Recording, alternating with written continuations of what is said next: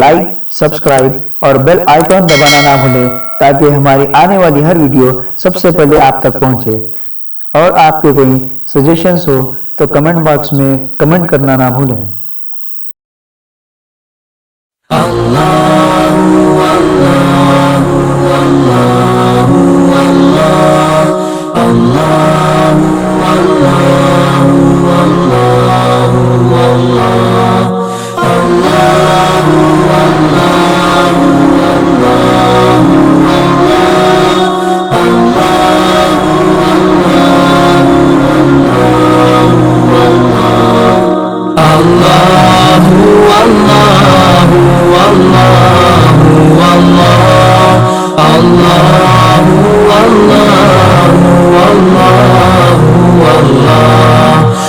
شهر رمضان الذي أنزل فيه القرآن هدى للناس وبينات من الهدى والفرقان فمن شهد منكم الشهر فليصم ومن كان مريضا أو على سفر فعدة من أيام أخر۔ السلام علیکم ورحمۃ اللہ وبرکاتہ۔ بسم اللہ الرحمن الرحیم۔ قرآن حکیم کے 18ویں پارے کی تفسیر کا خلاصہ پیش کیا جا رہا ہے۔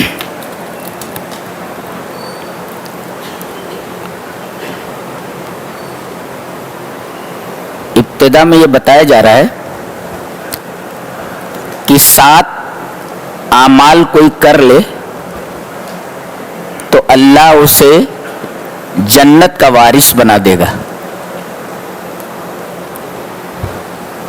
تو 7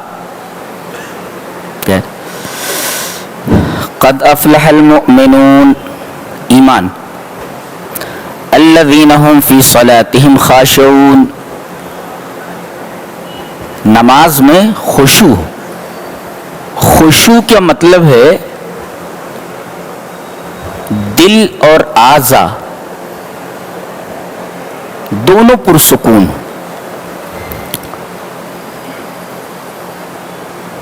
حضرت ابن عباس کا قول ہے، قال ابن عباس رکعتان فی تفکر خیر من قیام لیلۃ والقلب صاحن۔ بہت ہی حسین ریمارک ہے، بہت ہی حسین تفسیرہ ہے۔ کیا فرما رہے کہ سمجھ کر کے، دل لگا کر، فکر کے ساتھ کوئی 2 رکعت نماز پڑھے تو وہ پوری رات نماز میں قیام سے بہتر ہے جبکہ دل غافل ہو، والقلب صاحن۔ ایک آدمی ہے 2 رکعت نماز ادا کرتا ہے اور پوری فکر اور پورے غور کے ساتھ، پوری دل جمعی کے ساتھ ادا کرتا ہے، تو اس آدمی کی نماز سے بہتر ہے جو پوری رات نماز پڑھتا رہتا ہے اور اس کا دل غافل ہوتا، اس کا دل غافل۔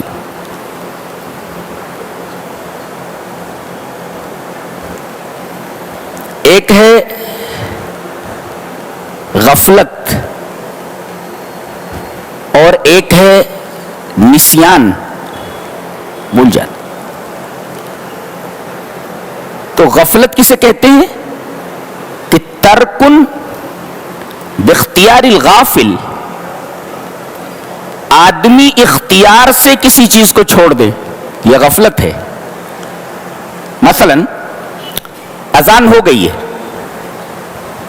دکان میں بیٹھا ہوا ہے اور وہ نماز باجماعت چھوڑ دیتا ہے۔ دیکھو، اپنے اختیار سے اس نے یہ چیز چھوڑ دی ہے، تو ترکن باختیار الغافل، باختیار الانسان، انسان اپنے اختیار سے کسی چیز کو چھوڑ دے۔ اذان سنی اس نے مگر آیا نہیں، یہ غفلت ہے۔ اور نسیان کس کو کہتے ہیں؟ ترکن من غیر اختیار الانسان. آدمی کوئی کام چھوڑ دے اور اس میں اس کا اختیار نہ ہو تو اسے نسیان کہتے ہیں. بھول گیا تو بھولنے میں آدمی کا اختیار نہیں رہتا. اسی وجہ سے حدیث میں آتا ہے کہ اللہ نے 3 چیزیں بندوں سے اٹھا لی ہیں. اٹھا لینے کا مطلب 3 چیزوں پر اللہ تبارک تعالیٰ بندے کی گرفت نہیں کرے گا. ایک تو ہے خطا، اور ایک ہے نسیان، اور ایک ہے استکراہ. تینوں کا مطلب بتا دیتا ہوں. خطا کا مطلب یہ ہے کہ اس نے گن جو ہے اٹھائی کسی جانور کو مارنے کے لیے. اب اسے ٹارگٹ پہ ایک انسان آ گیا، مارنا چاہ رہا تھا جانور کو، مگر جانور تو بھاگ گیا، سامنے کوئی آدمی آ گیا. یہ قتل خطا، اس کو خطا کہتے ہیں. اللہ تبارک و تعالی نے غلطی کو انسان پر سے، اپنے بندے پر سے اٹھا لیا ہے. اور نسیان، آدمی بھول گیا. اور آدمی بھولنے کے بعد اگر اس عمل کو ادا کرتا ہے، وہ عمل کرتا ہے تو وہ ادا کے قائم مقام ہے. مثلا ایک آدمی بھول گیا، اسے یاد آیا ارے میں نے تو ظہر کی نماز ہی نہیں پڑھی ہے، اور وقت چلا گیا. اب وہ عصر میں ظہر کی نماز پڑھ رہا ہے تو سمجھو کہ وہ ادا ہے، وہ قضا نہیں ہے، اس لیے کہ بھول گیا ہے وہ. اللہ تبارک و تعالی نے نسیان کو، بھول چوک کو انسان کے اوپر سے اٹھا لیا ہے. اور تیسرے استکراہ، جبر کرنا. مثلا کسی آدمی کو پکڑ کر کے گن پوائنٹ کے اوپر کہا جائے کہ کہہ کہ اللہ موجود نہیں ہے، اللہ ایک نہیں ہے، محمد اللہ کے رسول نہیں ہے، اور وہ گن پوائنٹ کے اوپر بول دیتا ہے کہ اللہ موجود نہیں ہے، اللہ ایک نہیں ہے، محمد اللہ کے رسول نہیں ہے، تو یہ استکراہ ہے، کسی کو مجبور کرنا. یہ تینوں چیزیں انسان کے اوپر سے اٹھا لی گئی ہیں. یہی وجہ ہے کہ اگر کوئی جبرن طلاق دلوا رہا ہے تو یہ طلاق نہیں ہوگی. لڑکے کی اور لڑکی کی شادی ہو گئی، کچھ جوڑے گھوڑے کے معاملے میں مسئلہ پیدا ہو گیا، یا کھانے کے بارے میں کوئی مسئلہ پیدا ہو گیا. سنا ہے شام میں کھانا اگر رہتا ہے تو صبح سے لوگ کھانا نہیں کھاتے، ناشتہ نہیں کرتے، ناشتے کی جگہ پیٹ میں باقی رکھتے ہیں، بچائے رکھتے ہیں تاکہ کھینچ میں اضافہ ہو. جی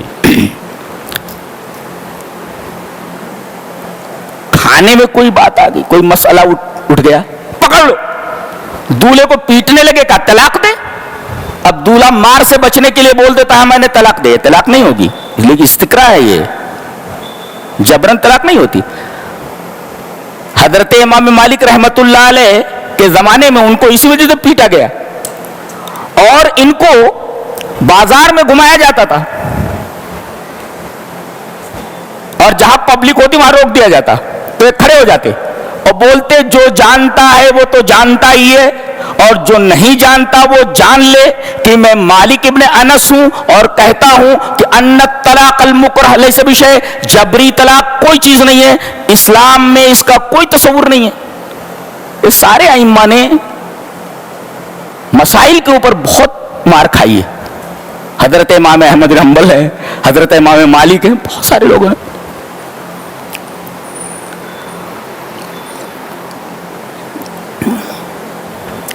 تو نسیان میں اور غفلت میں فرق سمجھ میں آیا. اور ایک ہوتا ہے سہو. سہو کا مطلب ہوتا ہے اذا ذکرتہ لا یتذکر، جب اسے یاد دلائے تو اسے یاد نہ آئے، یہ سہو ہے. اور سہو کی 2 قسمیں ہیں، سہو فی الشیء، یہ مذموم ہے، یہ سہو فی الشیء، اگر چیز میں سہو ہو جائے تو یہ اچھا ہے، محمود ہے، لیکن سہو عن الشیء یہ مذموم ہے. جیسے کہا گیا فویل للمصلین الذین هم عن صلاتهم ساہون، عن صلاتهم ساہون، سہو عن الشیء. اگر آدمی نماز سے سہو برتتا ہے تو یہ مضموم چیز ہے. لیکن سہو فی الشیء، آدمی پڑھ رہا تھا 4 رکعت، پڑھ گیا 5 رکعت، یہ سہو فی الشیء ہے. تو سہو فی الشیء یہ محمود ہے، اس پر سجدے سہو ہے. لیکن سہو عن الشیء یعنی کسی چیز سے سہو، کسی چیز میں سہو، یہ تو محمود ہے، اچھا ہے. لیکن کسی چیز سے سہو یہ مضموم ہے. سمجھا؟ تو الذین هم فی صلاتہم خاشعون، خشوع کا مطلب یہ ہے کہ بخوف القلب و سکون الجوارح، دل میں اللہ کا خوف ہو اور اعضاء پرسکون ہو. جا رہا ہے تو دیکھ رہے ہو، یہ جو اعضاء پرسکون نہیں ہے تو اسے خشوع حاصل نہیں ہے. اور دل خشوع میں نہیں ہے، کھڑا تو مسجد میں ہے مگر دماغ اس کا دکان میں، دل اس کا دکان میں، تو خشوع نہیں ہے. تو نماز کی روح کیا ہے؟ خشوع. الذین هم فی صلاتہم خاشعون، جو اپنی نماز میں خشوع برتتے. والذین هم عن اللغو معرضون، یہ تیسری چیز آئی، لغو سے بچتے ہیں، اعراض کرتے ہیں. لغو کسے کہتے ہیں؟ لغو کہتے ہیں ما یتلفظ به الانسان من الفاظ لا فائدۃ فیہ او یعمل عملا لا ثمرۃ لہ. انسان کوئی ایسی بات بولے، ایسے الفاظ منہ سے نکالے جس کا کوئی فائدہ نہ ہو، یہ لغو ہے. یا ایسا کام کرے جس کا کوئی نتیجہ نہ ہو، جس کا کوئی پھل نہ ہو، جس کا کوئی رزلٹ نہ ہو، تو اس عمل کو اور اس قول کو لغو کہتے ہیں. سمجھ میں آیا؟ تو والذین هم عن اللغو معرضون، فلمیں، ڈرامے، سنیما گھروں میں جانا، بازاروں میں بلا وجہ ٹہلنا، یہ ساری چیزیں لغو کے دائرے میں آتی. یہ تیسری چیز ہے. والذین هم للزکاۃ فاعلون، زکات ادا کرتے. والذین هم لفروجہم حافظون، اپنی شرمگاہوں کی حفاظت کرتے ہیں. الا علی ازواجہم، بیوی تک محدود رہتے ہیں جی. اور گزشتہ زمانے میں لونڈیاں تھیں، او ما ملکت ایمانہم. فمن ابتغى وراء ذلک، اب اگر کوئی بیوی جو اس کی خواہش کی تکمیل کا صحیح محل ہے اس کو چھوڑ کر کے کہیں اور منہ مارتا ہے تو یہ زیادتی کرنے والا ہے. اب اگر اسے کوئی بیماری لگ جائے تو اس کا ذمہ دار یہ خود ہے. فمن ابتغى وراء ذلك فاولئک هم العادون. کتنی شاندار بات کہی ہے اللہ. اچھا اس کے بعد والذین هم لاماناتهم وعهدهم راعون، امانت رکھ دی جائے تو اس کو ویسے ہی ادا کر دے، امانت میں خیانت نہ کرے. دوسرے، اگر کوئی وعدہ کیا ہے تو اس وعدے کو پورا کرے، وعدہ کرنے کے بعد مکر نہ جائے. یہ ہوا 6. 7واں والذین هم علی صلواتہم یحافظون، جو اپنی نمازوں کی محافظت کرتے. دیکھو پہلے کہا گیا نماز آدمی پڑھتا ہے تو نماز کی روح خشوع ہے، نماز میں خشوع استعمال کرتا ہے. اور آخر میں کہا گیا کہ اپنی نمازوں پر محافظت کرتے ہیں، یعنی نمازوں کی پابندی کرتے ہیں. یہ اگر یہ 7 چیزیں آ گئیں تو اولئک هم الوارثون، کس چیز کے؟ الذین یرثون الفردوس هم فیہا خالدون. تو انہیں جنت الفردوس کا وارث بنا دیا جائے گا اور یہ ہمیشہ رہیں گے. تو یہ 7 چیزیں جس کی زندگی میں آ جائیں اللہ اسے جنت کا وارث بنا دے گا. گن لو، پہلا پارا اٹھا کر کے ترجمہ دیکھ لو، مل جائے گا. اس کے بعد کہا گیا آدمی کی جو پیدائش ہوتی ہے وہ 7 مرحلوں سے گزرتا ہے جی. کیسے؟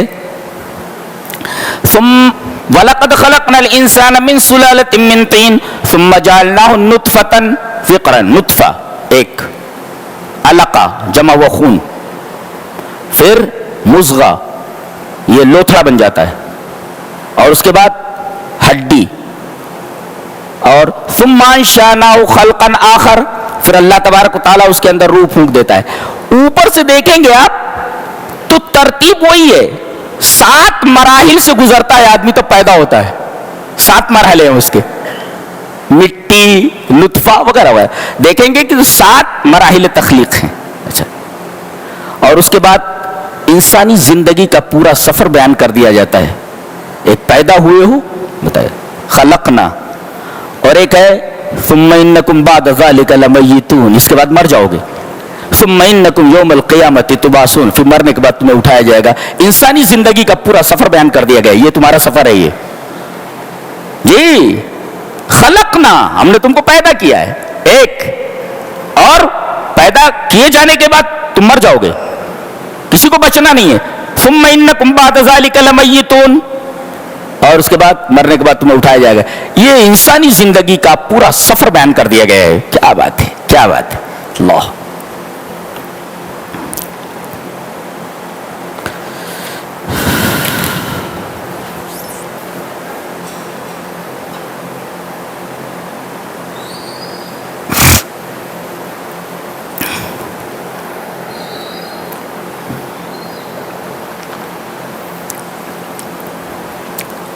فرمایا گیا یا ایھا الرسل کلوا من الطیبات واعملوا صالحا, اے رسولو تم پاک روزی کھاؤ اور نیک عمل کرو. مفسرین نے اس کی تفسیر کرتے ہوئے لکھا ہے من طاب مطعمہ طاب عملہ, جس کا کھانا پاک ہو گیا اس کا عمل پاک ہو گیا. رسولوں کو حکم دیا جا رہا ہے تو ہم تو اس دائرے میں بدرجہ اولا آتے ہیں. من طاب مطعمہ طاب عملہ, جس کا کھانا پاک ہو گیا اس کا عمل پاک ہو گیا. اس لیے پہلے کھانے کا تذکرہ ہوا ہے, بعد میں عمل صالح کا تذکرہ ہوا ہے. یا ایھا الرسل کلوا من الطیبات واعملوا صالحا. اس کے بعد کہا گیا لوگوں کے الگ الگ گروہ ہیں, میں اس مسلک کو مانتا ہوں, میں اس مسلک کو مانتا ہوں, میں اس مسلک کو مانتا ہوں. اور کل حزب بما لدیہم فرحون, ہر مسلک ہر پارٹی جو کچھ اس کے پاس ہے اس پر شادہ ہے, اس پر خوش ہے. بتایا گیا سارے مسالک سچے نہیں ہو سکتے, حق کا راستہ صرف ایک ہے. تو اس پر ایک مفسر کا تفسیرہ ہے افرح بالحق ولو کان ضدک, مسلک کے اوپر خوش مت ہو, حق کے اوپر خوش ہو. یہ اصل آج لوگ حق کے اوپر خوشی نہیں منا رہے, مسلک کے اوپر خوش ہیں. جو کچھ ان کے پاس ہے کہہ رہے ہیں کہ بس ہمارے پاس جو کچھ ہے وہی صحیح ہے. مفسر یہ کہتا ہے نہیں, خوش ہونے کی ضرورت نہیں ہے مسلک کے اوپر. خوش اگر ہونا ہے تو حق کے اوپر ہو, اگرچہ تمہارے خلاف ہو. افرح بالحق ولو کان ضدک, حق کے اوپر خوشی مناؤ اگرچہ حق تمہارے خلاف ہو.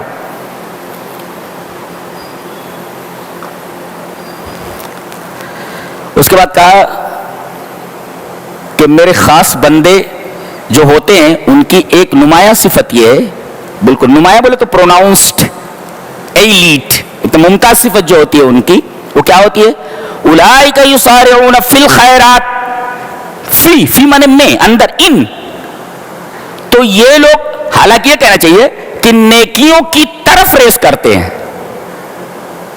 دے ریس ٹو, وہ ریس کرتے ہیں ٹو تک. فی کیوں کہا گیا؟ اشارۃ الی انہم مستقرون فی الخیرات فہم من خیر الی خیر, یعنی یہ ایک بھلائی کر کے خاموش نہیں رہ جاتے بلکہ ایک بھلائی کرتے ہیں فوراً ایک بھلائی کر کے دوسری بھلائی میں گھس جاتے ہیں, دوسری بھلائی کرنے لگتے ہیں. اسی وجہ سے یہاں فی لایا گیا ہے, الا نہیں لایا گیا.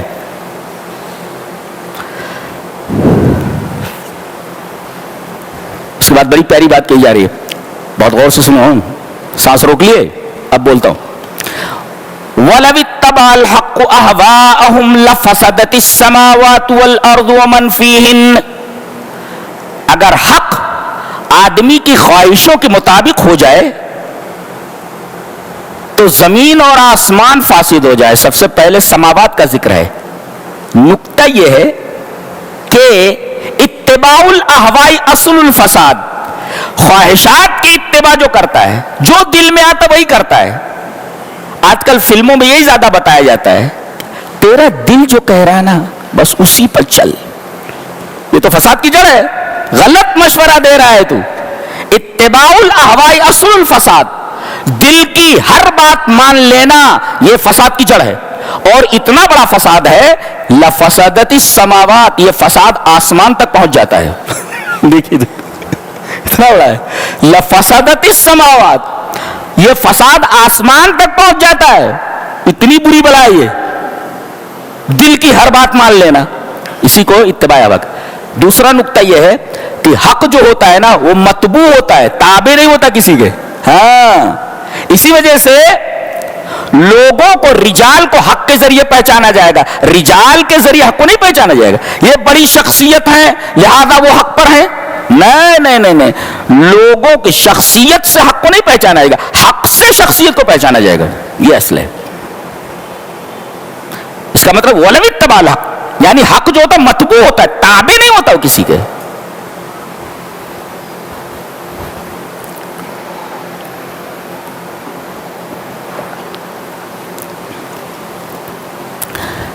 تو حق کی اتباع کرنی ہے، اپنی خواہشات کی نہیں۔ اس کے بعد ایک بڑی پیاری بات کہی جا رہی ہے، وَهُوَ الَّذِي ذَرَاكُمْ فِي الْأَرْضِ وَإِلَيْهِ تُحْشَرُونَ۔ باس بادل موت کی سب سے پیاری دلیل ہے، کیا؟ وہی ذات ہے جس نے زمین میں تم کو بو دیا ہے۔ چلو غور کرو، کیا استعمال کیا گیا؟ ذرا یزرع، ٹو اسکیٹر، بکھیر دینا۔ وہ کسان جو دانا پھینکتا ہے نا زمین میں، اور پھر اس کے بعد اس کے اوپر اس کو کوئی چیز چلا کر کے دانوں کو نیچے کر دیتا ہے، پھر دانے نکلتے ہیں۔ اللہ فرما رہا ہے اس نے تم کو زمین میں بو دیا ہے۔ کسان بوتا کس لیے؟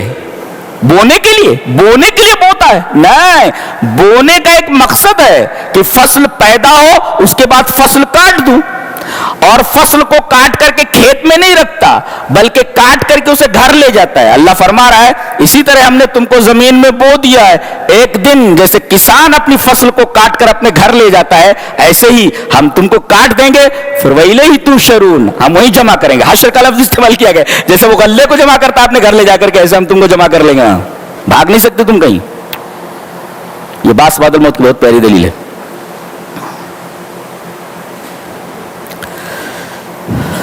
اور اس کے بعد اللہ تبارک و تعالیٰ کی وحدانیت کی ایک بڑی پیاری دلیل دی جا رہی ہے کہ اللہ کا نہ کوئی شریک ہے نہ کوئی اولاد ہے۔ مَتَّخَذَ اللَّهُ مِن وَلَدٍ، اللہ کے بیٹا نہیں ہے، اولاد نہیں ہے۔ کیوں؟ اللہ کی اولاد کیوں نہیں ہو سکتی؟ اس لیے کہ ہم بشر ہیں، ہم انسان ہیں، ہمیں سہارے کی ضرورت ہے، اور جو پوری کائنات کو سہارا دے رہا ہو اسے کس سہارے کی ضرورت ہے؟ لہذا اللہ تبارک و تعالیٰ کو بیٹے کی کسی شریک کی ضرورت نہیں ہے، پوری کائنات کو وہ سہارا دیے ہوئے، اسے سہارے کے احتیاج نہیں، اسے سہارے کا احتیاج نہیں ہے۔ اور کہا جا رہا ہے وَمَا كَانَ مَعَهُ مِنْ إِلَٰهٍ، اس کے ساتھ کوئی معبود نہیں ہے جو اس پوری کائنات کے تصرف میں شریک ہے۔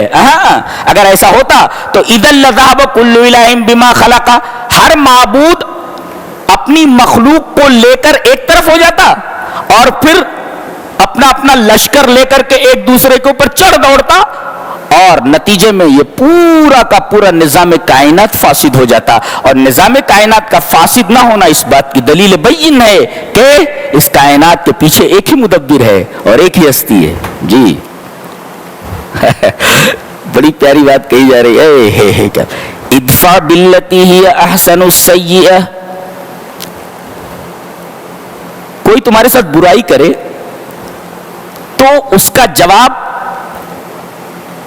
احسن دو۔ احسن ایک پیاری مثال میں نے پڑھی عربی میں کہ انسان کے دل پر جو سختی ہے وہ کھجور پر لگی ہوئی یا جمی ہوئی گرد کی طرح ہے۔ یہ کھجور ہے، وہ زمین پر گرتی ہے نا تو اس میں دھول لگ جاتی ہے، ایسے یہ کھجور ہے اور اس کے اوپر یہ دھول جمی ہوئی ہے۔ تو اب اگر کھجور کی حلاوت، کھجور کی مٹھاس، اس کی شیرینی اور اس کی سویٹنس سے اگر آپ کو لذت اندوز ہونا ہے تو یہ دھول صاف کر لو۔ ایسے ہی آدمی کے دل پر یہ جو قساوت ہے، پہلے اس کساوت کو آپ صاف کر لیں. کیسے؟ وہاں تو کھجور پر سے آپ ہاتھ سے صاف کر لیتے ہیں گرد کو, دل کے اوپر جو جمی ہوئی دھول ہے اس کو حسن کلام سے دور کرو.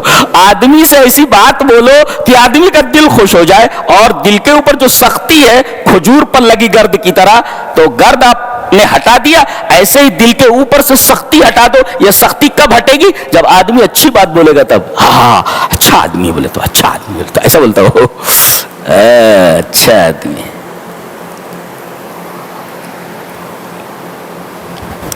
سمجھ میں آیا؟ فَإِذَا نُفِخَ فِي الصُّورِ فَلَا أَنْسَابَ بَيْنَهُمْ. حضرت زہیر ابن نعیم ہیں.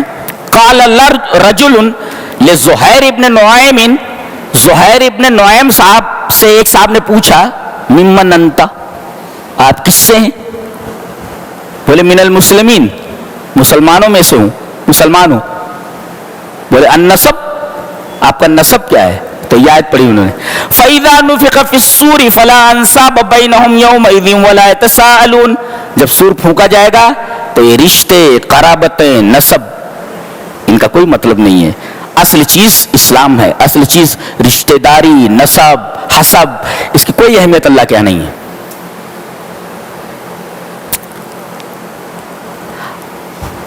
جو لوگ دنیا پرست ہیں اور جن لوگوں کے اندر نمایاں ہونے کا خط پایا جاتا ہے, خاص طور سے فلمی دنیا, یہ اپنے چہروں کے اوپر کافی دھیان دیتے. ہاں, چہروں کے اوپر فیس اچھا ہونا چاہیے. اللہ نے فرمایا تلفح وجوہہم النار وہم فیہا کالحون. یہ جہنم میں جب آئیں گے نا تو آگ کی لپٹیں ان کے چہروں کے اوپر زیادہ جائیں گی. فرمایا اللہ, and that fire will scorch their faces. ان کے چہروں کو جھلس دے گی, سکوچ کر دے گی. تلفح وجوہہم النار, یہ ان کے چہروں کا تذکرہ کیوں کیا گیا؟ کہ آگ کی لپٹیں چہرے کے اوپر جائیں گی. اچھا, اسی چہرے کو دکھا دکھا کر کے لوگوں کو بے وقوف بنا رہا تھا, اسی چہرے کے ذریعے خوب کما رہا تھا, اسی چہرے کے ذریعے فحاشی پھیلا رہا تھا, تو اسی چہرے کو آگ ٹارگٹ بنائے گی. وجوہ کا تذکرہ خاص طور سے ہے. تو ان کے چہروں کے اوپر وہ آگ جائے گی. اور کیسے ہو جائیں گے چہرے؟ وہم فیہا کالحون. آج تو ان کے چہروں کے اوپر طرح طرح کی کریم لگی ہوئے, وہاں گریم ہو جائیں گے ان کے چہرے. گریم مینس کلوس زدہ. کلوس زدہ کا مطلب نہیں سمجھے؟ یہ آگ کی لپٹیں, یہ لکڑی ہے سمجھو, یا دیوار ہے, یہ دیوار. اب آگ کی لپٹیں اگر دیوار کے اوپر آئیں تھوڑی دیر اور ہٹ جائیں, بتائیے شکل کیا ہوگی اس کی؟ بالکل بلیک, گریم, کلوس زدہ.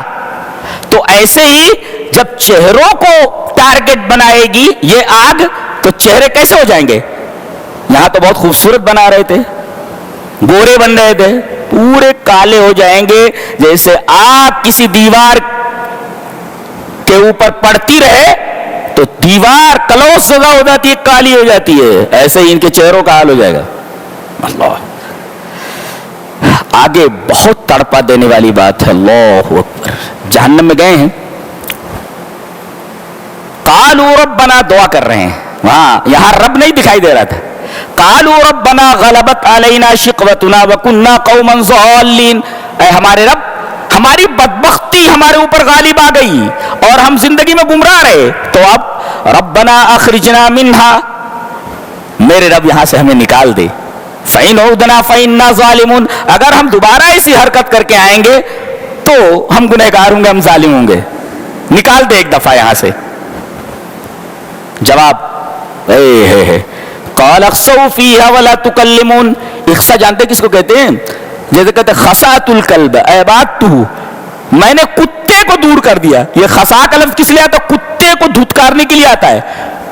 اخسو, اخسو, کتے कुत्ते को धुतकार, खसातुल कल्बा, मैंने कुत्ते को धुतकार दिया, यानी जवाब मैंने कुत्ते की तरह धुतकार दिया जाएगा, ए हट बोले तो, इब्ताइदु अन्नी, इख्सऊ इब्ताइदु अन्नी, चल हट बोले तो, वला तुकल्लिमून, डोंट टॉक टू मी, मुझसे बात मत करो, वला तुकल्लिमून, अल्लाह फरमाएगा दूर हट जाओ, हटो दूर, go to hell, stay in hell and don't talk to me, मुझसे बात मत करो। अल्लाहु अकबर। एक ने इस पर तफसीर करते हुए कहा, जमा लहुम बैनल अज़ाबिन नफ्सी वल हिस्सी, अल्लाह तबारक व तआला ने नफ्सी और हिस्सी दोनों अज़ाब को जमा कर दिया है। नफ्सी किसे कहते हैं? साइकोलॉजिकल स्कॉच, यानी नफ्सियाती साइकोलॉजिकल अजाब, और एक होता है फिजिकल अजाब यानी रिलेटेड टू फीलिंग्स। तो नफ्सी और हिस्सी दोनों किस्म के अजाब जहन्नम में जल रहे हैं, बदन महसूस कर रहा है अजाब को, और यहां डांट पड़ रही है, go to hell, stay in hell, जहन्नम में ये पड़े रहो, वला तुकल्लिमुना, डोंट टॉक टू मी, तुम्हारी बात हम सुनने के लिए तैयार नहीं। बड़े बदनसीब हो लोग कि उनको आज मौका दिया गया है, कम से कम अल्लाह आज बात करने के लिए तैयार है, कल बात करने के लिए तैयार नहीं होगा वो। डोंट टॉक टू मी, मुझसे बात मत करो। आज दुनिया में मोहलत अमल दी गई है, आज बात करने के लिए तैयार है, लिहाजा आज बात कर लो, अपने को सुधार लो, वरना उस वक्त जब ये कहा जाएगा कि मुझसे बात मत करो, बहुत पछताओगे, बहुत पछताओगे।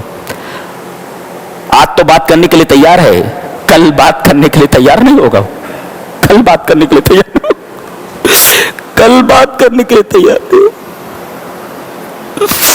डोंट टॉक टू मी वला तुकल्लिमून, मुझसे बात मत करो, मुझसे आज बात करने के लिए तैयार हो, कल बात करने के लिए तैयार नहीं होगा। आदमी को जो मोहलत अमल दी गई, इस मोहलत अमल से उसे फायदा उठाना चाहिए, कबल इसके कि वो दिन आ जाए कि रब्बे ताला ये फरमाए, डोंट टॉक टू मी ला तुकल्लिम, मैं तुझसे बात नहीं करना चाह रहा, मुझसे बात मत कर। बोल लर्जा देने के लिए काफी है आयत करीमा। अल्लाह हमारे हाल पर रहम फरमाए। अल्लाह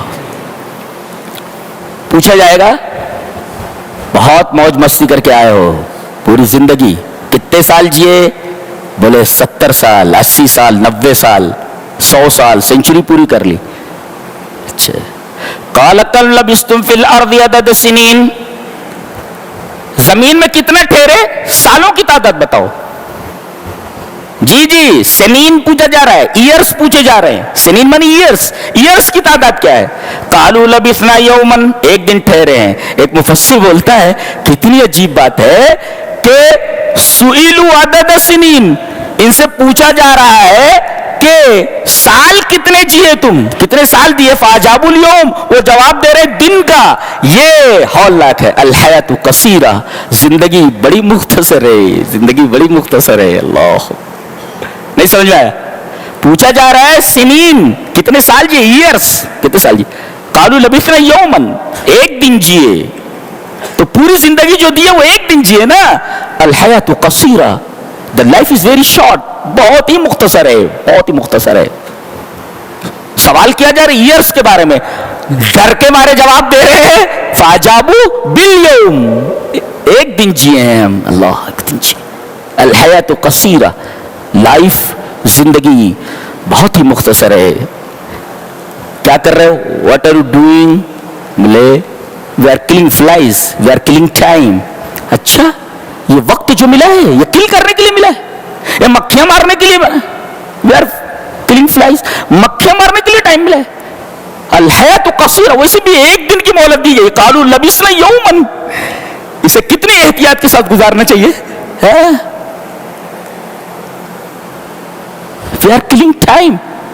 We are killing flies. Why? And how?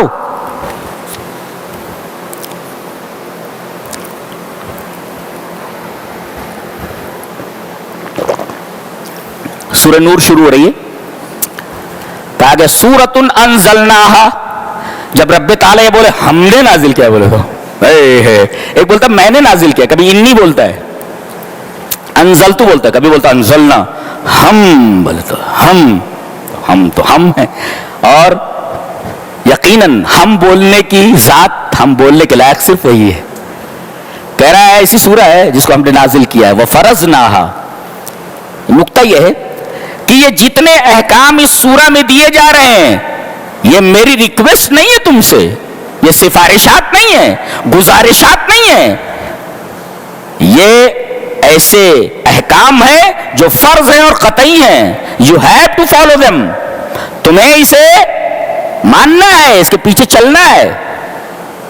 جی میں گزارش نہیں کر رہا ہوں. فرضناہا، یہ جتنے احکام بیان کیے جا رہے ہیں اس پر عمل کرنا ہے، چاہے آپ کر رہے ہیں یا نہ کریں. ایسا نہیں ہے you have to do it, تمہیں کرنا ہی ہے اس لیے کہ فرض ہے. یہ you have to do it.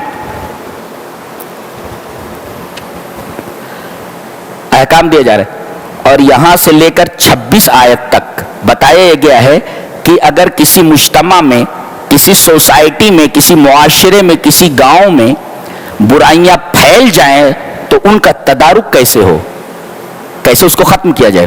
پھر وہاں سے 27ویں آیت سے لے کر آخر تک ایسے احکام دیے گئے ہیں کہ ان احکام کو اگر آدمی فالو کر لے تو معاشرے میں برائیاں سرے سے پیدا ہی نہ ہوں. یہ دیکھیے،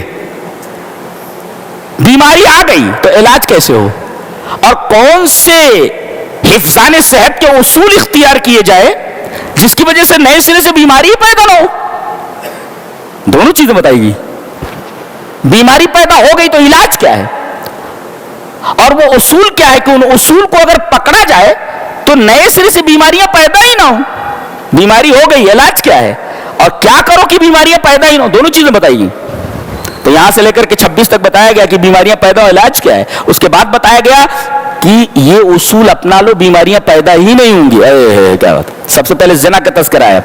الزانیۃ والزانی، پہلے لڑکی کا تذکرہ آیا، بعد میں لڑکے کا. اس کا مطلب یہ ہے کہ اگر لڑکی ہری جھنڈی نہ دے تو لڑکوں کی ہمت نہیں پڑتی. جی سورہ زانیہ کا تذکرہ ہے. اور فرمایا گیا کہ من تشر الشرک فی بیعۃ الا وظہر فیہا الزنا، اس لیے کہ اللہ تعالیٰ نے زنا کو شرک کے ساتھ جمع کیا ہے. زنا کو الزانی لا ینکح الا زانیۃ او مشرکۃ، زنا کو شرک کے ساتھ جمع کیا گیا ہے. تو ایک مفسر بولتا ہے جس ماحول میں، جس معاشرے میں شرک پھیل جائے تو اس معاشرے کے اندر زنا پھیل جاتا ہے. اسی وجہ سے آپ دیکھیے کہ وہ معاشرہ جو شرک کی غلاظت میں ڈوبا ہوا ہے، زنا میں مبتلا ہے، وہ بالکل صحیح فرمایا اللہ تبارک تعالیٰ. اور اس سے سچی بات کس کی ہو سکتی.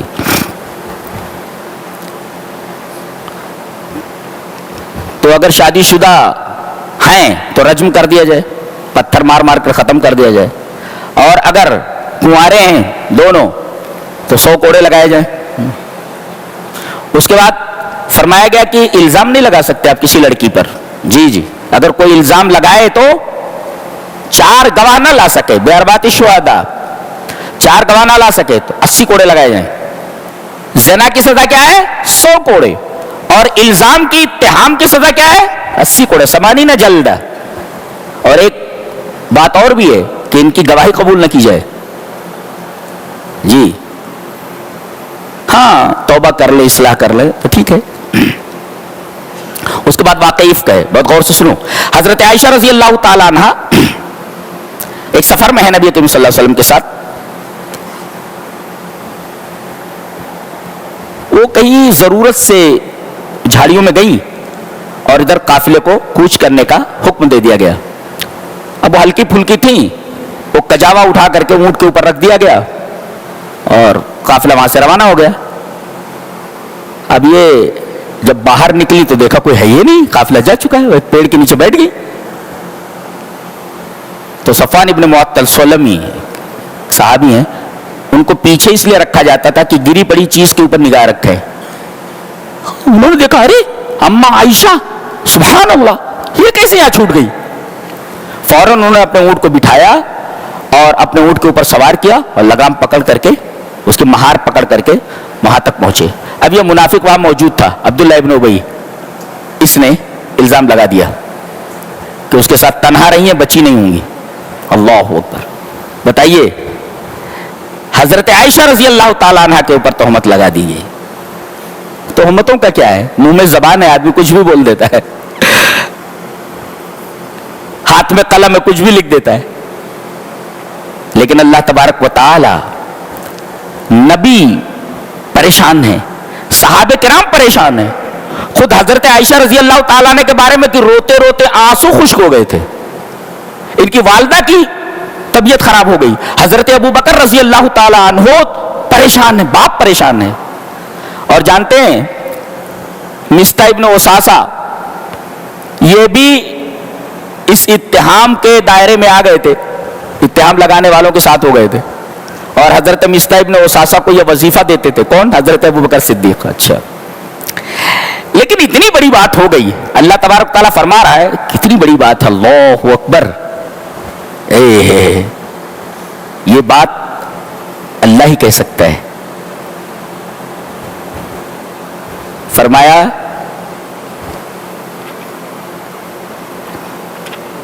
لا تحسبوه شرا لکم. ارے نبی کی بیوی کے اوپر الزام لگا دیا گیا اور کہا جا رہا ہے کہ اس کو تم برا مت سمجھو, اپنے لیے شر مت سمجھو. لا تحسبوه شرا لکم.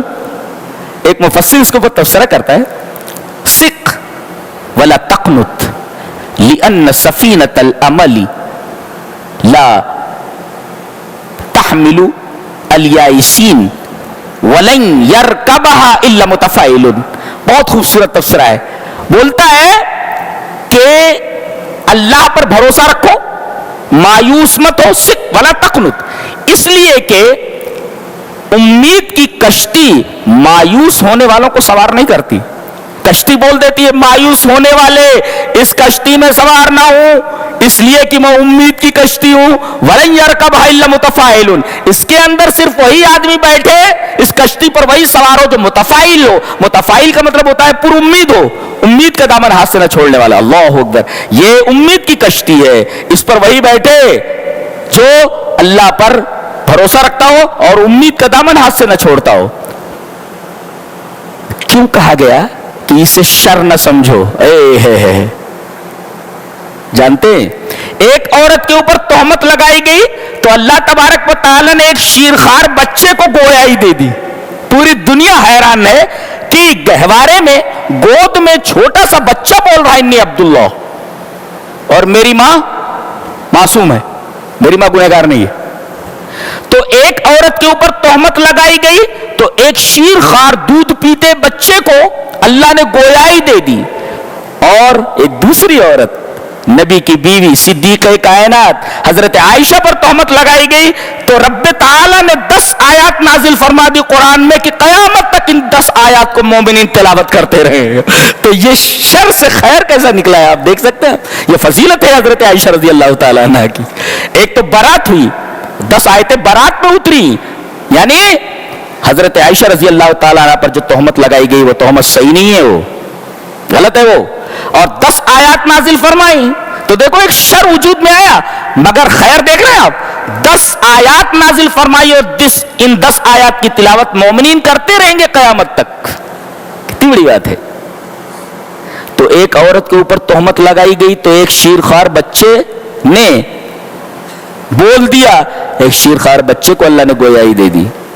اور ایک عورت کے اوپر تہمت لگائی گئی تو 10 آیات نازل کر دی گئی. تو شر میں خیر تو نکلا ہی نا. اللہ نے فرمایا لا تحسبوا شرا لکم, اور فرمایا اللہ پر بھروسہ رکھو, مایوس ہونے کی ضرورت نہیں. دیکھو مایوس ہونے کی ضرورت نہیں.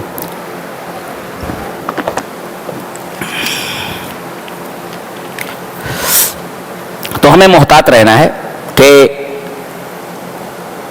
الکلام فی الناس بغیر بینۃ, کسی بھی آدمی پر تہمت لگانا یا بات کرنا بغیر دلیل کے, یہ بہت بری بات ہے. اور اللہ نے فرمایا کہ تم اسے ہلکا سمجھ رہے ہو. ارے یہ گناہ اتنا بڑا ہے, اللہ کے نزدیک بہت بڑا ہے, تم اسے ہلکا سمجھ رہے ہو. حضرت ابن سیرین فرماتے ہیں واللہ لا ابکی علی ذنب اذنبت ولکن ابکی علی ذنب کنت احسبہ ہینا وہو عند اللہ عظیم. اللہ کی قسم میں اس گناہ پر نہیں روتا جو گناہ مجھ سے ہو گیا ہے, میں اس گناہ کے اوپر روتا ہوں کہ میں نے وہ گناہ کر لیا اور میں سمجھ رہا تھا یہ گناہ ہلکا ہے, جبکہ وہ اللہ کے نزدیک بہت بڑا تھا. وہ تو آپ یہ سمجھتے ہیں یہ گناہ چھوٹا ہے مگر اللہ کے نزدیک بڑا ہے. یعنی کسی آدمی کے اوپر الزام لگانا بغیر دلیل کے اتنا بڑا گناہ ہے کہ آپ اسے ہلکا سمجھ رہے ہیں. اللہ کے نزدیک بہت بڑا گناہ ہے, یہ اللہ کے نزدیک بڑا ہے, آپ اسے ہلکا سمجھ رہے ہیں.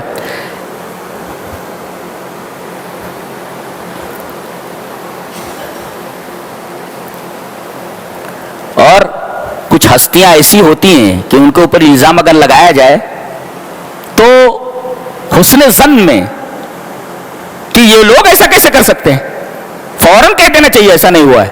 وَلَوْلَا إِذْ سَمِعْتُمُوهُ, جیسے ہی تم لوگوں نے سنا کیوں نہیں کہہ دیا مَا يَكُونُ لَنَا أَن نَتَكَلَّمَ بِهَذَا سُبْحَانَكَ هَذَا بُهْتَانٌ عَظِيمٌ. یہ بہتان نہیں ہے, اس لیے کہ شخصیت تو دیکھو, بیوی کس کی ہے یہ تو دیکھنا چاہیے تم کو.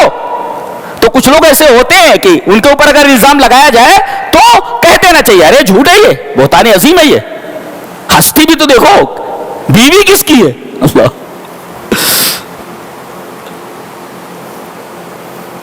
اب حضرت صدیق نے کہا مصطح ابن اساسہ کا میں وظیفہ بند کر دیتا ہوں. میری بیٹی کے اوپر الزام لگانے والوں میں یہ آدمی شامل تھا جسے میں وظیفہ دے رہا ہوں تھا, اب وظیفہ نہیں دیتا میں. آیت اتری وَلَا يَأْتَلِ أُولُو الْفَضْلِ مِنْكُمْ وَالسَّعَةِ أَنْ يُؤْتُوا أُولِي الْقُرْبَى وَالْمَسَاكِينَ وَالْمُهَاجِرِينَ فِي سَبِيلِ اللَّهِ وَلْيَعْفُوا أَلَا تُحِبُّونَ أَنْ يَغْفِرَ اللَّهُ لَكُمْ. اللہ یہ فرما رہا ہے تم مصطح کو معاف کر دو, کیا تم یہ نہیں چاہتے کہ اللہ تمہیں معاف کر دے؟ اللہ اکبر. لہذا اگر تمہیں اللہ کی طرف سے مغفرت چاہیے تو اپنے اس آدمی کو معاف کر دو جس نے تمہارے ساتھ برا سلوک کیا ہے. تو اگر تم یہ چاہتے ہو کہ اللہ تمہیں معاف کرے تو تم اپنے ساتھ بدسلوکی کرنے والے آدمی کو معاف کرو. اور اگر عافیت چاہتے ہو تو کسی مریض کی عیادت کر لو. اگر اولاد چاہتے ہو تو کسی یتیم کی کفالت کر لو. جی جیسا کرو گے ویسا ملے گا.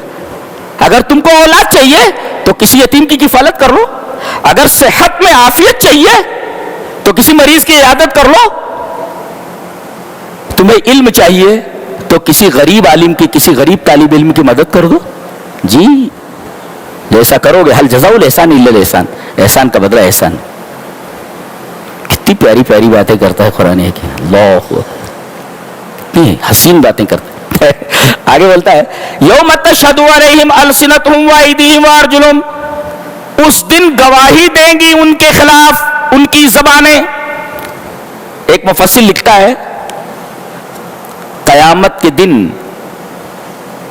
جو عدالت لگے گی اس عدالت کا قاضی, اس عدالت کا جج اللہ ہے اور گواہ اس کی زبان ہے, اور مشہود علیہ یعنی مدعا علیہ جس کے اوپر دعویٰ دائر کیا گیا وہ انسان ہے. تو انسان کے اوپر دعویٰ کیا گیا ہے یہ مدعا علیہ ہے, اور گواہ کون ہے؟ آدمی کی زبان. اور فیصلہ کرنے والا کون؟ قاضی کون؟ جج کون؟ اللہ تبارک و تعالی. لہذا ایک مفسر نے لکھا ہے آج اپنے اعضاء سے جو کچھ کہہ رہے ہو, اعضاء کر رہے ہیں, ضروری نہیں کہ کل یہ تمہاری باتیں مان لیں, تمہارے خلاف دوائی دے سکتے ہیں.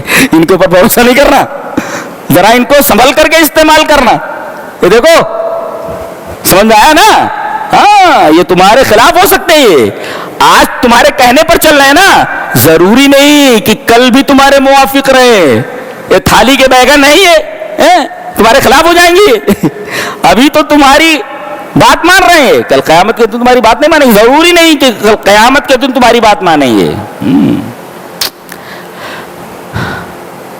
اب یہ تمام چیزیں بیان کر دی گئی. اس کے بعد اب یہاں سے یہ بیان کیا جا رہا ہے کہ ایسے کام کرو جس سے معاشرے میں برائی پیدا نہ ہو. تو اے ایمان والو تم ایسے گھروں میں داخل نہ ہو جو تمہارے گھر کے علاوہ ہیں. پہلے کیا کرتے تھے لوگ؟ صباح الخیر, مساء الخیر, گڈ مارننگ, گڈ نائٹ کرتے ہوئے گھس جاتے تھے. آج بھی کیا کرتے ہیں؟ खाला कैसे हैं आप? वो खाला को देखने नहीं आया है, वो जो अंदर है उसको देखने के लिए आया है। सलाम अलैकुम खाला, बोले खाला को देखने नहीं आया है। और डायरेक्ट घर में पहुंच गए, चूल्हे के पास पहुंच गए, हैं खाला सलाम अलैकुम, बोले आंटी सलाम अलैकुम। या अय्युहल्लज़ीना आमनू ला तदखुलू बुयूतन गैर बुयूतिकुम हत्ता तस्तानिसू व तुसल्लिमू अला अहलिहा। पहले सलाम करो, सलाम करने के बाद अगर जवाब आए तो दाखिल हो, वरना वापस चले जाओ। नबी करीम सल्लल्लाहु अलैहि वसल्लम एक सहाबी के यहाँ गए, कहा अस्सलामु अलैकुम, जवाब नहीं आया, जबकि अंदर मौजूद थे वो। आपने फिर कहा अस्सलामु अलैकुम, कोई जवाब नहीं आया। तीसरे पे कहा अस्सलामु अलैकुम, जवाब नहीं आया। तो आपने पीठ फेरी और चलने लगे, तो घर से वो साहिबे खाना दौड़ करके नबी करीम सल्लल्लाहु अलैहि वसल्लम से लिपट गए, कहा अल्लाह के रसूल मैं सुन रहा था। अरे बोले सुन रहा था, जवाब नहीं दे रहा था। कहने लगे अल्लाह के रसूल आप सलामती भेज रहे, मैं चाह रहा था कि ज्यादा से ज्यादा आप मेरे घर वालों के ऊपर मेरे ऊपर सलामती भेजते, मैं चुपचाप आपके सलाम का जवाब दे रहा था। आइए तशरीफ लाइए। तो व तुसल्लिमू अला अहलिहा, पहले सलाम बोलिए, जब इजाजत हो तो अंदर दाखिल हो, और इजाजत ना मिले तो चले जाओ। और घर के सामने ऐसी जगह पर ना खड़े हो कि अंदर का कोई मंजर दिखाई दे। जी, आदमी खिड़की के पास खड़ा हो जाता है, चलो आंटी आऊं, अरे तू खिड़की में से देख ही रहे, आ तो गया है, अब क्या आएगा, बोलते अब क्या आएगा। तो वो तुसल्लिमू अला अहलिहा। और उसके बाद फ़इल्लम तजिदू फी अहदन फला तदखुलूहा, कोई ना हो, इजाजत ना दे तो दाखिल मत हो, हत्ता यूज़न लकुम, जब तक इजाजत ना दे दी जाए। जी हाँ, ऐसे घरों में जा सकते हो जिसमें कोई रहता ना हो, जैसे दुकानें कोई नहीं रहता वहां, या कोई ऐसी बिल्डिंग बन रही है जहां पे कोई रहने के लिए नहीं गया, वहां बगैर इजाजत जा सकता है, वहां इजाजत लेने की जरूरत नहीं है। उसके बाद कहा जा रहा है मोमिनों को चाहिए कि वो अपनी निगाहें नीचे रखें, ये मोमिनों को हुक्म है। फिर लड़कियों से कहा जा रहा है, औरतों से, कुल्लिल मुमिनाती यग़ज़ुज़्न मिन अब्सारिहिन्ना, वो भी अपनी निगाहें नीचे रखें। दोनों को अलग अलग स्पेशल हुक्म दिया गया कि दोनों के ऊपर ये हुक्म लागू होता है कि दोनों अपनी निगाहें नीचे रखें। तो कैसे नीचे देखते हुए चलना, वो किसी ने कहा नहीं है, नीचे देख के चलो तो जान का खतरा। हम नीचे देख रहे हो ना, कोई गाड़ी वाला ठोक दे तो नीचे देख के चलो तो जान का खतरा, और ऊपर देख के चलो तो ईमान का खतरा। तो अब क्या करे आदमी? तो कहा नीचे देखकर चलने का ये मतलब नहीं है कि नीचे नीचे देखकर चलो, बल्कि ऐसे से देखते चलो। है किसी औरत के ऊपर निगाह पड़ जाए तो दोबारा उसके ऊपर नजर न डालो, ये मतलब है उसका। ला तुत्बिन नजरतन नजरता, हजरत अली से कह रहे नबी करीम सल्लल्लाहु अलैहि वसल्लम अपने दामाद से, एक नजर के बाद दूसरी नजर मत डालो, फ़इन्न लकल ऊला व लैसत लकल आखिरा, इसलिए कि पहली नजर तुम्हारी है, दूसरी नजर तुम्हारी नहीं है। अब यहां क्या करते, पहली नजर को इतनी लंबी कर देते हैं कि पूरा सिटी स्कैन कर लेते हैं, इतनी लंबी कर लेते हैं कि दूसरी की जरूरत ही नहीं पड़ती है। ये हाल है हमारे नौजवानों का। हजरत फजल इब्न अब्बास, आपके चचा मोहतरम हजरत अब्बास, उनके बेटे हैं, यानी चचेजाद भाई हैं। नबी करीम सल्लल्लाहु अलैहि वसल्लम सवारी पर हैं, अचानक एक बड़ी खूबसूरत औरत आ गई और नबी से कुछ बात करना चाह रही थी। नबी से बात कर रहे थे और हजरत फजल जो है उसे घूर रहे थे, देख रहे थे उसे गौर। नबी की निगाह जब उनकी तरफ पड़ी तो उनकी मुंडी उधर फेर दी अपने ऐसा फेर दी उनकी मुंडी, हदीस है ये जी, उनकी मुंडी फेर दी। तो फ़इन्न लकल ऊला, पहली नजर तेरी, दूसरी नहीं। और पहली नजर तेरी क्यों? ये पहली नजर बहुत लंबी नहीं होना, ऐसा जी।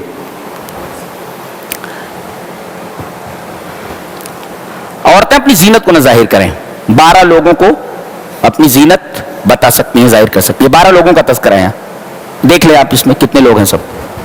जीनत किसे कहते हैं? जीनत कहते हैं मकामी जीनत, यानी जीनत कोई चीज नहीं है ना, जीनत जहां औरतें करती हैं वो नहीं जाहिर करनी चाहिए उनको। जीनत की जगह कौन कौन सी है? ये हाथ मेहंदी लगाती है, इससे ये गाल है, इसमें जो है पाउडर वगैरह है, कुछ जीनत की चीजें हैं। नाक है, इसमें कुछ जेवरात पहनती है। कान है, ये सीना है, हार है, ये हार पहनती है। तो ये सारी चीजें जीनत की जगह हैं। हाथ, कदम में भी मेहंदी लगाती, तो कदम جہاں بھی عورتیں زینت کرتی ہیں، میک اپ کرتی ہیں، وہ ساری جگہیں زینت کی ہیں، انہیں اجنبی کے اوپر ظاہر نہیں کر سکتے۔ ایک اصول یہاں دیکھیں، شوہر کے اوپر اپنی بیوی کا کوئی پارٹ بھی پردے والا نہیں ہے،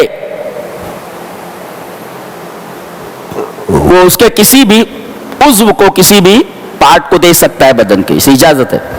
عورت کے بدن کا کوئی حصہ اس کے شوہر کے لیے پردہ نہیں ہے، اس کے الٹا عورت کے بدن کا ہر پارٹ اجنبی کے لیے پردہ ہے۔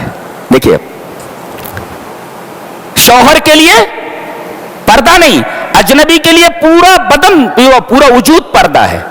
اچھا، لیکن اگر ضرورت پڑے تو وہ عضو دکھا سکتی ہے، مثلا کہیں تکلیف ہے تو ڈاکٹر اس کو دیکھ سکتا ہے، یہ عذر کی جگہ ہو گئی۔ زینت کی جو جگہیں ہیں وہ اجنبی کو نہیں دکھا سکتی، اجنبی کو بھی زینت کی جگہ، ہاں یہ 12 لوگ ہیں کہ زینت کی جگہیں دیکھ سکتے ہیں، مثلا بچی کا بال اس کا باپ دیکھ سکتا ہے، ہاتھ دیکھ سکتا ہے، قدم دیکھ سکتا ہے، یہ دیکھ سکتا ہے جی 12 لوگوں کا تذکرہ ہے، اسنا عشرہ نوع من الناس۔ اس کے بعد کہا گیا، اچھا اس میں بعض لوگوں نے کہا کہ جو مشرکہ عورتیں ہیں یہ مسلمہ عورتوں سے پردہ کریں، ہجڑے، مخنث، ان سے بھی مسلم عورتیں پردہ کریں۔ جی، ان کو مدینہ سے نکال دیا گیا تھا ایک دفعہ، اس لیے کہ سیکسی باتیں کر رہے تھے، نبی کو معلوم ہوا کہ یہ سیکسی باتیں کر رہی ہے، لہذا نبی کریم صلی اللہ علیہ وسلم نے ان کو مدینہ سے نکلوا دیا، تو ان سے بھی عورتیں پردہ کریں۔ اور ایسے بچے جو الطفل الذین لم یظہروا علی عورات النساء، وہ بچے جن کو معلوم نہیں کہ پردہ کیا ہوتا ہے، شرم کی جگہ کیا ہوتی ہے، تو ان سے بھی پردہ نہیں ہے۔ اور آخر میں بتایا گیا کہ عورتیں اگر زیورات پہنے ہوئے ہیں تو اپنا پیر اس طرح مار کر زمین پر نہ چلیں کہ ان کے پازیب کی جھنکار دوسرے لوگوں کو، اجنبی مردوں کے کانوں میں پڑے۔ اللہ تبارک و تعالی نے عفت عورتوں کی اتنی بڑھائی ہے اور عفت کی اس کے ہاں اتنی قدر ہے عورتوں کی کہ اللہ تبارک و تعالی نے عورت کے پازیب کی جھنکار کو بھی تقدس دے دیا ہے کہ وہ عورت تو عورت ہے، اس کے پازیب کی جھنکار بھی اجنبی کے کانوں میں نہیں پڑنی چاہیے۔ یہ مقام عفت ہے اسلام کے اندر، عفت کا تصور ہے اسلام میں۔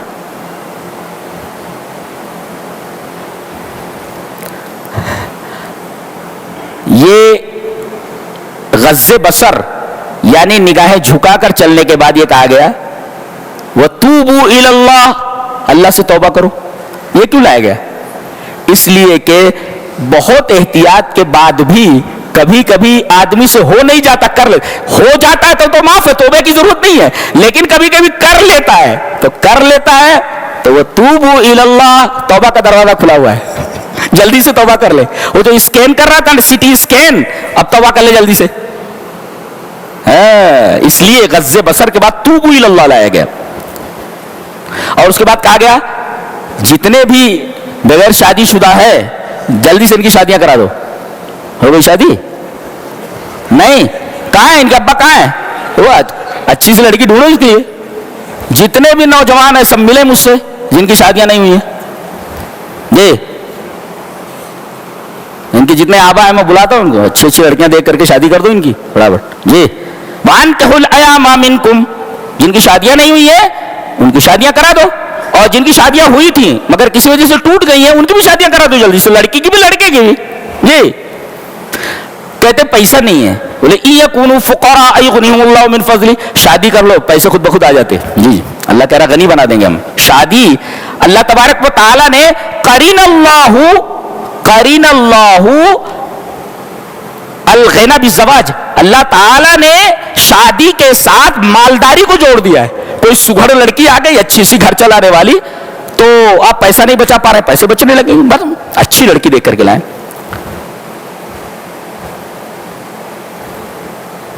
اور لڑکیوں کو چاہیے بھی وہ اچھی بن کر کے رہیں، ہاں اسی میں برکت ہے۔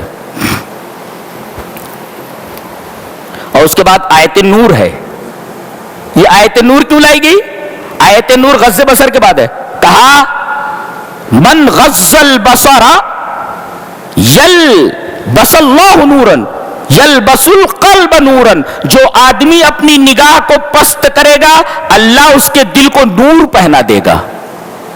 تو گویا کہ نگاہوں کا اثر دل کے اوپر، نگاہوں کو جھکاؤ تو اللہ تبارک و تعالیٰ تمہارے دل کو منور کر دے گا، نور کا لباس دے دے گا تمہارے دل کو. یہ ہے سورہ آیت نور آئی.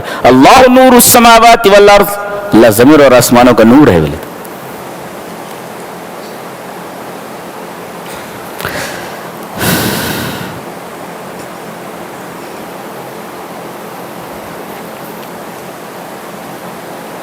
بولے 3 اوقات ایسے ہیں کہ نابالغ بچوں کو بھی اس وقت کمرے میں نہ آنے دیا جائے. والذین لم یبلغوا، جو نابالغ بچے ہیں ان کو بھی، منکم 3 مرات 3 بار، من قبل صلاۃ الفجر، نماز فجر سے پہلے. دوسرے وحین تضعون ثیابکم من الظہیرہ، ظہر کے وقت جب قیلولہ کرتے ہیں آپ لوگ، ومن بعد صلاۃ العشاء، صلاۃ عشاء، 3 عورات لکم. یہ 3 پردے کی جگہیں ہیں اس وقت. نابالغ بچوں کو بھی نہ آنے دیا جائے، اس لیے کہ نابالغ بچوں کے اوپر اگر آپ ننگے ہیں یا آپ عوریا ہیں وہاں پہ تو بچوں کے اوپر غلط اثر پڑ سکتا ہے، ان کے دماغ کے اوپر. یہ دیکھیے یہ ایسے احکام دیے جا رہے ہیں کہ برائی پیدا ہی نہ ہو سرے سے. ان تمام چیزوں کو اگر برت لیا جائے تو یہ بتایا جا رہا تھا. کتنی پاک کتاب ہے اور کتنا پاک ہے ہمارا مذہب، اللہ کمال ہے. اور لڑکے جب بڑے ہو جائیں فلیستاذنوا، بلا اجازت داخل نہ ہو. بیٹا بھی ہو بغیر اجازت ماں کے کمرے میں داخل نہ ہو. جی بتایا گیا. والقواعد من النساء اللاتي، بہت بوڑھی ہو چکی ہیں اور لا يرجون نکاحا، انہیں نکاح کی رغبت نہیں، بہت بوڑھی ہو چکی ہیں. تو کہتے ہیں کہ اگر وہ نقاب نہ بھی پہنے تو اجنبی مرد سے بات کر سکتی ہیں، اس لیے کہ اب ان کو نکاح کی خواہش نہیں ہے. لیکن اس حالت میں بھی، اس بڑھاپے میں بھی اگر پردہ کریں تو خیر لہن، یہ ہے عفت کا مقام.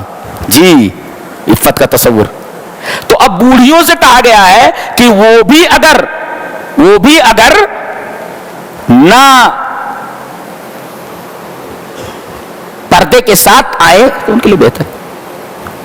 تو بتائیے نوجوان لڑکیوں کے عفت کا کیا مقام ہوگا، آپ اندازہ لگا سکتے ہیں. اس کے بعد یہ فرمایا گیا جب گھر میں داخل ہو تو سلام کر لیا کرو. سلام کرنے کا ایک فائدہ یہ بتایا گیا، کیا بولیں گے آپ؟ السلام علیکم. آدمی جو بیوی سے سلام کرتے ہوئے ہچکتا ہے، ابھی اگر السلام علیکم بولے تو کر لینا چاہیے، کرنا چاہیے. کہتے ہیں فَإِذَا دَخَلْتُمْ بُيُوتًا فَسَلِّمُوا عَلَىٰ أَنفُسِكُمْ تَحِيَّةً مِّنْ عِندِ اللَّهِ مُبَارَكَةً طَيِّبَةً. جب اپنے گھر میں داخل ہو تو سلام کر لیا کرو، اس لیے کہ سارے مسلمان اپنے ہی ہیں نا، تو تمہاری بیوی تمہاری اپنی ہے، تمہارے بچے تمہارے اپنے ہیں، تو سلام کر لیا کرو. اور یہ تحیۃ من عند اللہ. ایک مفسر نے اس پر بڑا اچھا تبصرہ کیا ہے، وہ کہتا ہے کہ کل التحایا ارضیۃ ولکن تحیتنا من عند اللہ وہی من السماء. السلام علیکم ورحمۃ اللہ وبرکاتہ. جتنے بھی سلام کے طریقے ہیں، گڈ نائٹ، گڈ مارننگ، اللہ بلا، حیاک اللہ، یہ وہ سارے سلام یہ سب عرضی ہیں، زمین سے ہیں. لیکن ایک سلام آسمان سے ہے، بتایا گیا ہے فَسَلِّمُوا عَلَىٰ أَنفُسِكُمْ تَحِيَّةً مِّنْ عِندِ اللَّهِ. وہ سلام جو اللہ کی طرف سے ہے، السلام علیکم ورحمۃ اللہ وبرکاتہ. اور یہ ایسا جملہ ہے کہ غم کے موقع پر بھی بول سکتے ہیں اور خوشی کے موقع پر بھی بول سکتے ہیں. ایک آدمی جو ہے اپنے دوست سے ملنے کے لیے گیا، اس کی ماں مر گئی تھی. بولا بڈھے یا کتوں کو جیسا بولا، بہت مار کھایا تو، اس لیے کہ یہاں سے بیٹھے کیا بڈھ بول رہا ہے تو. لیکن اگر اس وقت السلام علیکم بول دیتا تو، چاہے خوشی کا موقع ہو یا غمی کا موقع ہو، دونوں موقعوں پر اس سلام، اس کلمے کو آدمی استعمال کر سکتا ہے. اور یہ واحد دعا ہے اور واحد سلام کا طریقہ ہے جو آسمان کی طرف سے. بقیہ سارے سلام کے طریقے زمینی ہیں. یہ ہے یہ 18 پہلے کا خلاصہ. اللہ ہمیں نیک عمل اور اچھی سمجھ کی توفیق عطا فرمائے. وآخر دعوانا الحمدللہ رب العالمین.